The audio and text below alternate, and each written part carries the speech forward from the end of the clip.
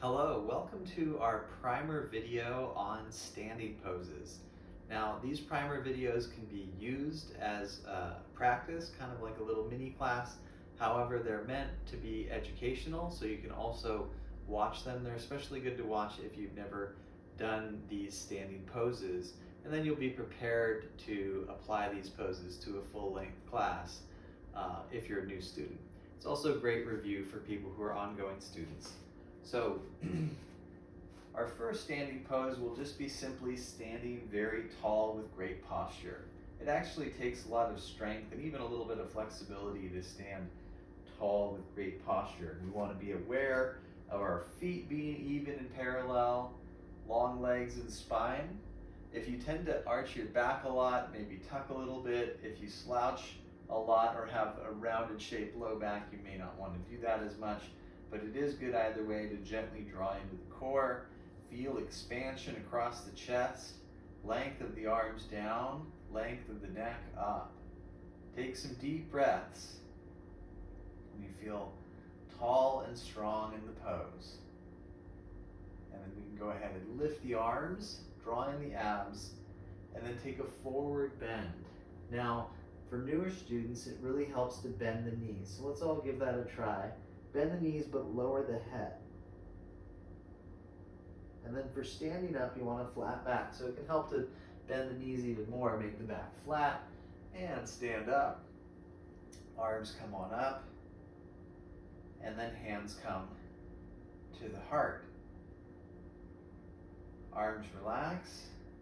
Let's try that again. Arms up, abs in, and then take a forward bend. We're gonna hold a little more this time. You may need to bend the knees like we showed. Try folding the arms, let the head hang down, and if it's comfortable on your leg muscles in your back, you can lengthen the legs. Also, a wider stance can really help if you have tight muscles.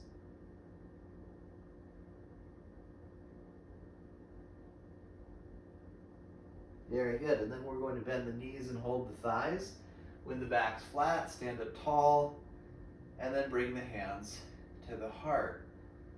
Very tall chest, long spine and legs. Next is the chair pose. Now this is a great pose for many reasons. One of them being you can do it very lightly. So just bending the knees lightly is good. If you have sore knees, you can stay here. If it feels good on your joints, you can bend low.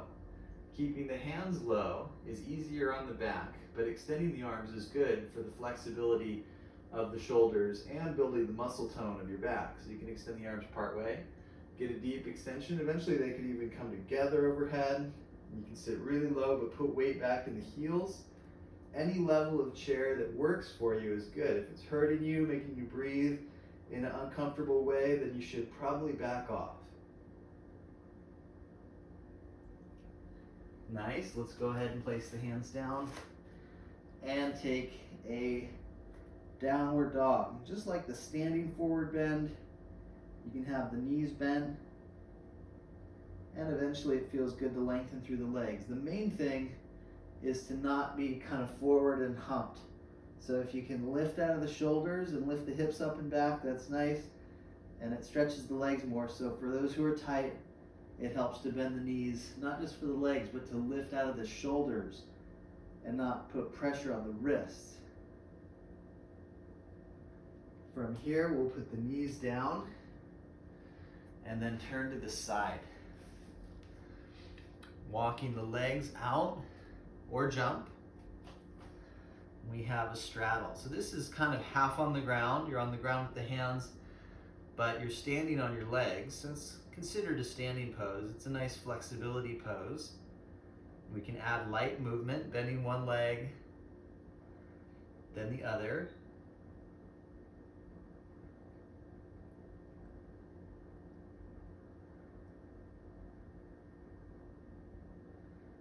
And we'll do one more on each side.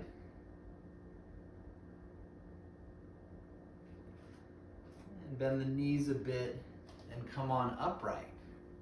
Once upright, we're going to open the right foot and turn the back foot in. Open all the toes. And now take a warrior pose.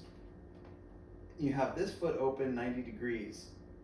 And the knee tends to cave in, but it's better for it to stay open. You should be able to see the big toe. And if your shoulders really hurt, your neck is stiff, you can do more of a modified arm position. Otherwise, the length of the arms is great for both strength and flexibility. Students who want a challenge can go wider provided your hips are flexible. And students who want less effort can go shorter, and that will stretch and strengthen you less, but you might gain more relaxation, so perhaps it will be more in a certain way. We practice yoga poses with deep breath, so always remember that, and we're going to segue into a triangle. Now if your hamstring's tight, a slight knee bend is great. Lengthening the leg is ideal, so long as you're not locking out, and you reach out and hold. When students become flexible, they'll hold really low, but I recommend the shin just below the knee, and if you're feeling tighter, hold above the knee. Don't push on the kneecap, it's not so good for your leg. When top arm is long, you look up traditionally, but if you have a sore neck, you could look forward or down. Keep some weight on the inner foot.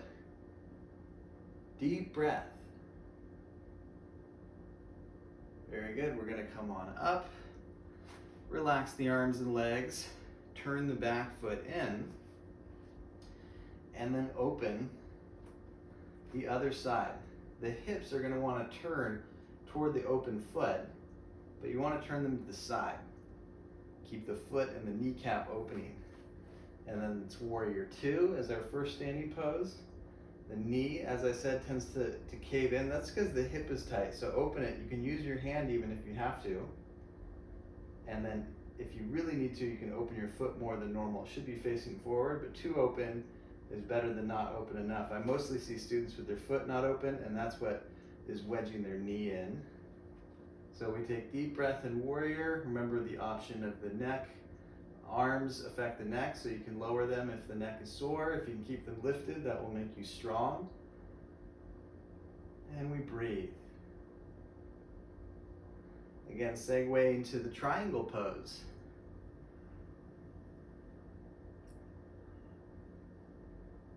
Holding not too low. If you can hold low, the problem with holding low mainly is that you lose all the good alignment. Your ribs start to round. It's better if they're lengthened.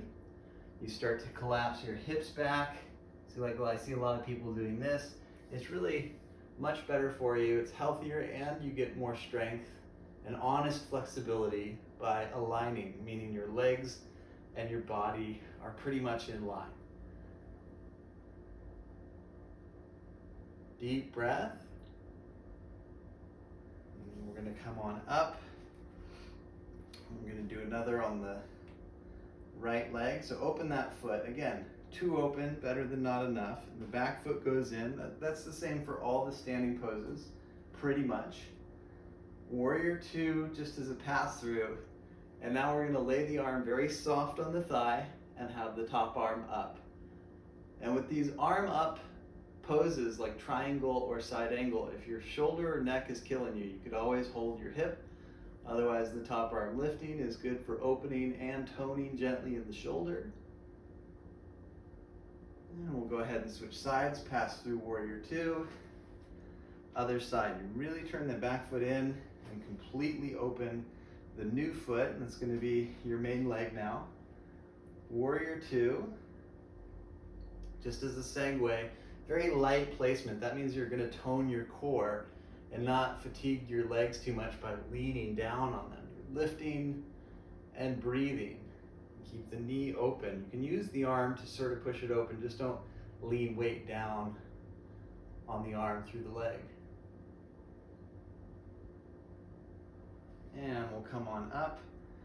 Take the arms in a nice warrior position, and then let everything relax. We'll slowly heel toe in and transition. I'm actually going to show holding the wall. So students who can do this away from the wall, it's great, but holding the wall is very relaxing, and you keep the knees together pretty much and the abs in, and you work the heel in toward the glute.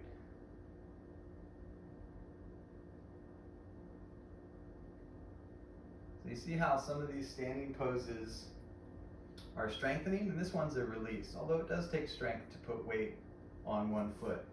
Switching sides, stay with deep breathing, holding the wall, still putting most of the weight on the foot, and still challenging the balance, even though it helps with the balance a lot. And eventually students will do this without holding the wall. The knee tends to kind of go out or be forward a little bit. Hug it in, work the heel into the glute, drop the glute, abs in, deep breath.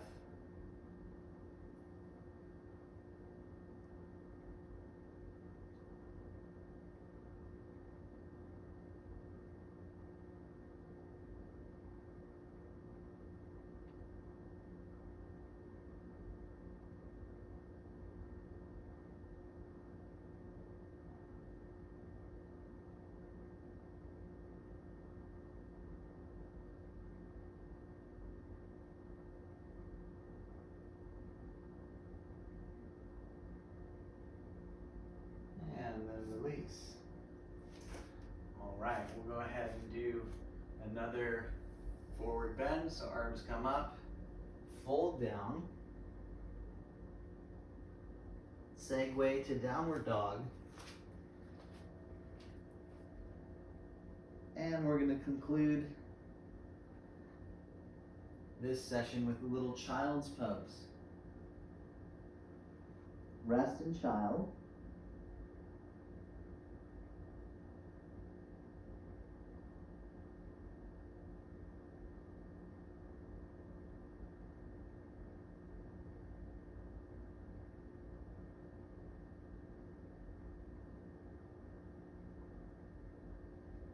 And from child, we're going to switch to a seated pose.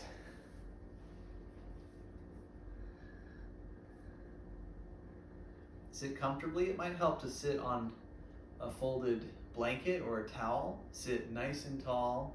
Let's close the eyes and just take a few deep breaths with the eyes closed.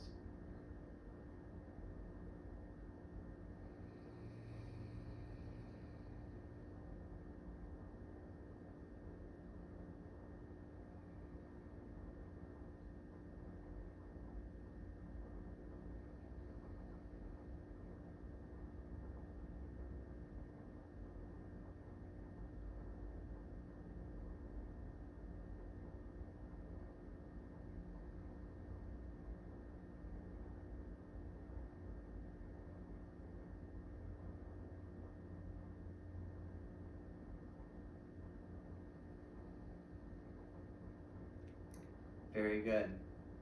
So this should help you either train a little bit on a busy day where you want to do a few standing poses, or for new students, learn what to be prepared for a full yoga class.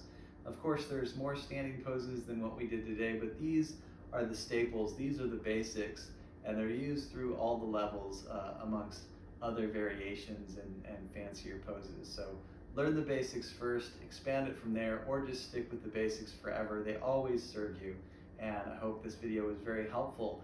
Please subscribe and check out the other videos as well. We do live feeds, and I do some strength training and core conditioning, although it's mostly yoga, so check it all out. Let me know what you think, and I look forward to the next time.